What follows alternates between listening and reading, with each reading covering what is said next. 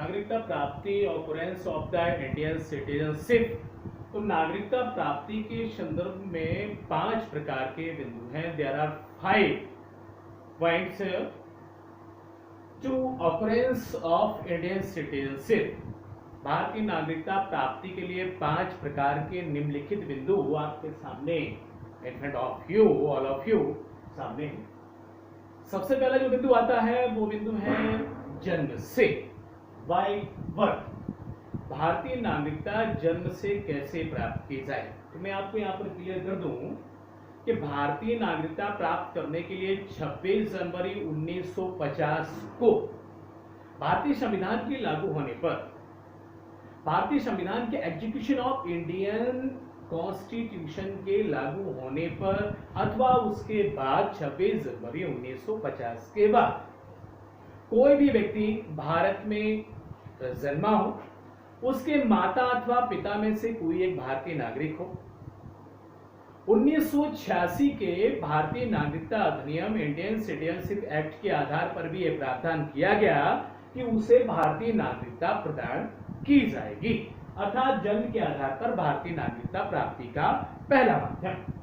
दूसरी बात करते हैं वंश परंपरा से, बाय डिसेंट। तो भारतीय संविधान लागू होने के समय यदि कोई भी विदेशी नागरिक कोई भी ऐसा नागरिक जिसका जन्म विदेश में हुआ हो, तो वंश परंपरा के आधार पर उसके माता अथवा पिता में से कोई एक भारतीय नागरिक होना चाहिए।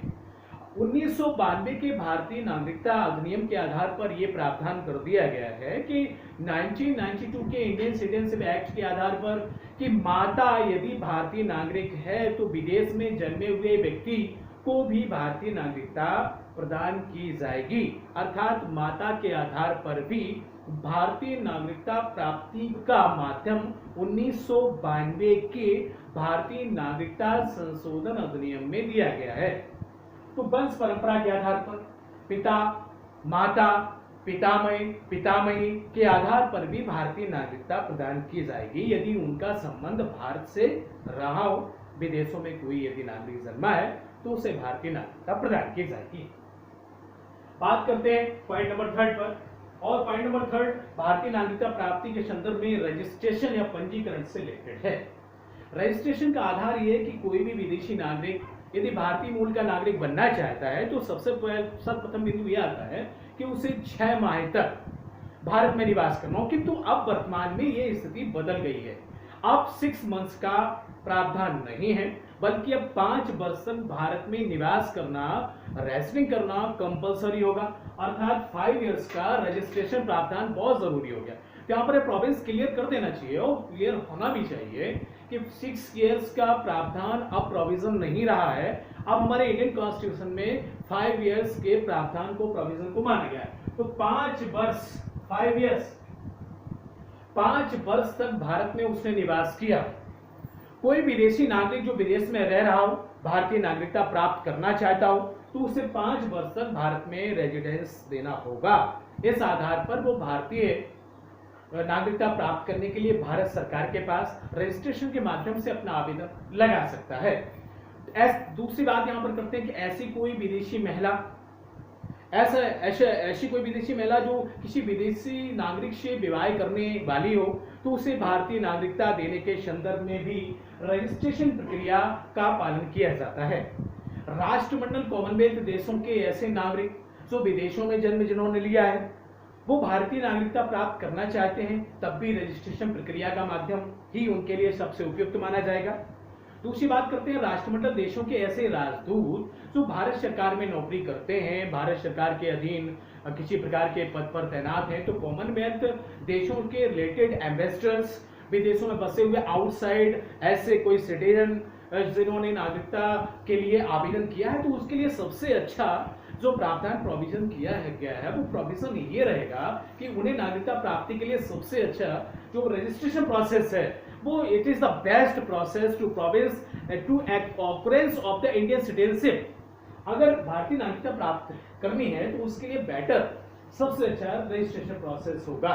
ऐसे माइनर बच्चे जो अवयस्क बच्चे हैं राष्ट्रमंडल देशों के नागरिकों के, उनके लिए नागरिकता प्राप्ति के लिए ऐसी कोई विदेशी भारतीय महिला जो किसी विदेशी नागरिक से शादी करना चाहती है, विवाह करना चाहती है, उसकी नागरिकता के संबंध में कोई विदेशी नागरिक जो भारत में 5 वर्षों तक निवास करता है उसके संबंध में रजिस्ट्रेशन प्रक्रिया सबसे उपयुक्त मानी जाएगी। बात करते हैं देशीकरण की प्रक्रिया। तो बाई नेचुरलाइजेशन प्रोसेस के अंतर्गत ये निश्चित किया गया है कि कोई भी वयस्क व्यक्ति, कोई भी वयस्क विदेशी नागरिक, कोई भी ऐसा फॉरेनर जो वयस्क है और 10 वर्षों तक भारत में निवास कर चुका है, 10 वर्षों तक भारत में रेजिडेंशियल के रूप में रेजिडेंट कर चुका है, तो ऐसा कोई भी सर्टेन पर्सन, कोई विदेशी नागरिक बाई नेचुरलाइजेशन प्रोसेस या देशीकरण के आवेदन के माध्यम से देशीकरण की प्रक्रिया के द्वारा भारतीय नागरिकता को प्राप्त कर सकता है। अगला बिंदु हमारा जो नागरिकता प्राप्ति में 5 बिंदु हम लोग बात कर रहे हैं अत्यधिक महत्वपूर्ण है, उन बिंदुओं में हमारा लास्ट और अंतिम बिंदु है कि भूमि अर्जन से। तो भूमि अर्जन द्वारा, तो बाई एक्विजिशन ऑफ लैंड, भूमि अर्जन की प्रक्रिया द्वारा, अर्थात यदि भारत सरकार द्वारा, भारतीय गणराज्य द्वारा, रिपब्लिक ऑफ इंडिया द्वारा किसी दूसरे भूभाग, किसी दूसरे देश के भौगोलिक क्षेत्र, जियोग्राफिकल एरिया को अपने अधीन कर लिया जाता है, उसको अपने में विलय कर लिया जाता है, कोलैप्स कर लिया जाता है, तो उस कंडीशन में वहां के समस्त प्रकार के नागरिक भारतीय नागरिक होंगे, उनकी नागरिकता भारतीय नागरिकता होगी। अर्थात नागरिकता संबंधी प्रावधान यूके या इंग्लैंड के संविधान से लिए गए हैं। भारत में एकल नागरिकता का प्रावधान किया गया है, अर्थात भारत में किसी भी प्रकार से अमेरिका या दुनिया के अन्य देशों की तरह दोहरी नागरिकता का प्रावधान नहीं है। तो भारत में नागरिकता प्राप्ति, ऑकरेंस ऑफ सिटीजनशिप के संदर्भ में there are 5 points to here. जन्म से बाय बर्थ 1986 का नागरिकता, भारतीय नागरिकता अधिनियम इसमें काम करता है। वंश परंपरा से बाय डिसेंट, अर्थात इसमें 1992 का माता के आधार पर भी नागरिकता प्राप्ति के संदर्भ में बताया गया है। पंजीकरण से भारत में 5 वर्षों तक निवास करना, राष्ट्रमंडल देशों के नागरिकों के बच्चे, ऐसी महिला जो भारत मूल की है, किसी दूसरे विदेशी पुरुष से विवाह करना चाहती है, तो उन लोगों के लिए कोई विदेशी नागरिक जो भारत में आकर के बसे हुए हैं, नागरिकता प्राप्त करना चाहते हैं, तो उन्हें पंजीकरण की प्रक्रिया का पालन करना होगा। देशीकरण से बाई नेचुरलाइजेशन प्रोसेस, अर्थात भारत में बसे हुए हों, तो भारत में ऐसे बसे हुए नागरिक जो 10 वर्षों से रह रहे हों, तो देशीकरण की प्रक्रिया के माध्यम से आवेदन कर सकते हैं। देशीकरण का प्रमाण पत्र प्राप्त करने के बाद में वो देशीकरण की प्रक्रिया से भारतीय नागरिक बन सकते हैं। भूमि अर्जन, अर्थात रिपब्लिक ऑफ इंडिया ने किसी दूसरे देश के भौगोलिक क्षेत्र को, जियोग्राफिकल एरिया को कोलैप्स किया है, उस आधार पर भी भारतीय नागरिकता प्राप्त की जा सकती है, तो बाय एक्विजिशन ऑफ लैंड के आधार पर भी। अब हम बात करेंगे भारत के नागरिकों की नागरिकता समाप्ति कैसे होती है, तो एवोल्यूशन ऑफ इंडियन सिटीजनशिप कैसे होता है, तो उसके अंतर्गत 3 बिंदु हैं और उन पर भी हम चर्चा कर लेते हैं। इस आधार पर हमारा एक टॉपिक पूरा होगा। तो हम बात करेंगे कि नागरिकता समाप्ति के बारे में। तो नागरिकता समाप्ति के बारे में हम बात करने वाले हैं। नागरिकता समाप्ति 3 प्रकार से की जाएगी यहाँ पर। तो नागरिकता समाप्ति के जो प्रावधान होंगे वो नागरिकता समाप्ति के लिए प्रावधान ये किए गए हैं कि नागरिकता प्राप्ति जिस प्रकार से यहाँ पर थी उसी प्रकार से नागरिकता समाप्ति का प्रावधान भी होगा। तो नागरिकता समाप्ति के लिए सर्वप्रथम स्वेच्छा से नागरिकता छोड़े। यदि किसी व्यक्ति द्वारा, जिस प्रकार हम लोगों ने आर्टिकल 8 में बात की है कि भारतीय नागरिक स्वेच्छा से भारत की नागरिकता छोड़ता है और किसी दूसरे राज्य की, किसी दूसरे राष्ट्र की नागरिकता प्राप्त कर लेता है, तो उस कंडीशन में नागरिकता समाप्ति मानी जाएगी। तो नागरिकता समाप्ति के यहाँ पर 3 माध्यम प्रदान किए गए। दूसरी बात है कि स्वेच्छा से छोड़ दे या दूसरे देश की नागरिकता प्राप्त कर ले। भारत सरकार नागरिकता किसी दूसरे देश की नागरिकता प्राप्त करने पर, दूसरे देश की नागरिकता प्राप्त करने पर, तो दूसरे देश की नागरिकता प्राप्त करने पर यह प्रावधान किया गया है, अर्थात वो उसकी नागरिकता एबोलाइज्ड हो जाएगी, इंडियन सिटीजनशिप उसका नहीं रहेगा। तीसरी कंडीशन हमारे सामने जो आती है, वो तीसरी कंडीशन फेस करने वाले हैं, वो कंडीशन आती है इंडियन गवर्नमेंट के आधार पर। अगर इंडिया गवर्नमेंट किसी भी आधार पर किसी भी सिटीजनशिप की प्रक्रियाओं में किसी भी सिटीजन से किसी नागरिक की यदि एबोलाइज कर देती है सिटीजनशिप को, तो वो कंडीशन इस आधार पर होंगी। तो भारत सरकार द्वारा नागरिकता छीनने पर, भारत सरकार द्वारा नागरिकता छीनने पर, तो नागरिकता छीनने की ये बिंदु अलग अलग हो जाते हैं। नागरिकता छीनने के लिए प्रथम पॉइंट यह है कि भारत सरकार नागरिकता आखिरकार क्यों छीनती। किसी भी प्रकार के भारतीय नागरिक की नागरिकता समाप्त करने के लिए भारत सरकार को इस प्रकार के कदम या स्टेप्स क्यों उठाने पड़ते हैं? इसलिए उठाने पड़ते हैं यदि कोई भी भारतीय नागरिक किसी विदेशी शत्रु देश से संपर्क रखता है, उस कंडीशन में भारत सरकार उसकी नागरिकता को समाप्त कर देगी। तो शत्रु देश द्वारा शत्रु देश के साथ में संपर्क रखने पर नागरिकता समाप्त होगी। दूसरी बात है, यदि उसकी भारतीय संविधान में निष्ठा नहीं है, उसकी भारतीय संविधान में अनिष्ठा दिखाता है, भारतीय संविधान के प्रति उसकी निष्ठा नहीं है, उस आधार पर भी भारतीय नागरिकता समाप्त हो सकती है।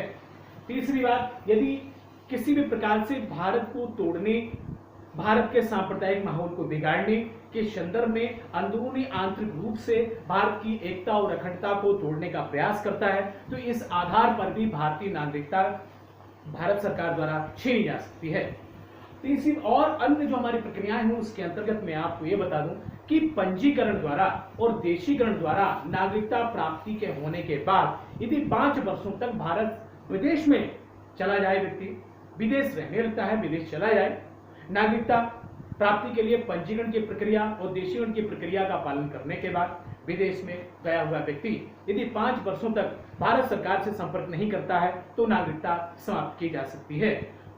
उसके बाद यह भी प्रक्रिया की गई है कि यदि नागरिकता पंजीकरण देशीकरण की प्रक्रिया के आधार पर बाय नेचुरलाइजेशन, बाय रजिस्ट्रेशन अगर उसको प्राप्त होती है, एक्यूरेट करता है, ऑकरेंस होती है, एक्वाइर्ड करता है, उसके बाद यदि वो व्यक्ति विदेश में जाकर उसे सजा हो जाती है, 2 वर्ष की सजा हो जाती है, तो इस आधार पर भी उसकी नागरिकता समाप्त की जा सकती है।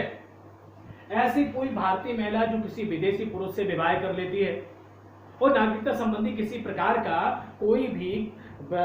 किसी भी प्रकार का संबंध भारत सरकार से या भारतीय भूमि से नहीं रखना चाहती है, तो इस प्रकार की महिला की नागरिकता भी समाप्त की जा सकती है। तो हम लोगों ने बात की है कि नागरिकता प्राप्ति और नागरिकता समाप्ति के बारे में। तो भारतीय नागरिक, हमारे भारतीय संविधान में ये निश्चित किया गया है कि भारतीय नागरिक ही भारतीय संविधान की आधारभूत इकाई है। It's a fundamental unit of Indian constitution. These are known as citizenship of India. अर्थात भारतीय नागरिकों के द्वारा ही हमारा भारतीय संसद है, भारतीय लोकतंत्र है और दुनिया का सबसे महान ग्रंथ की मजबूती का आधार भारतीय नागरिक हैं। तो भारतीय नागरिकों की नागरिकता समाप्ति और प्राप्ति और समाप्ति के बारे में मैंने आपको बताया 3 प्रकार के बिंदु हैं। स्वेच्छा से नागरिकता त्याग दी जाए, या फिर दूसरे देशों की नागरिकता प्राप्त कर ली जाए, या फिर भारत सरकार द्वारा नागरिकता उनकी एबोलाइज कर दी जाए।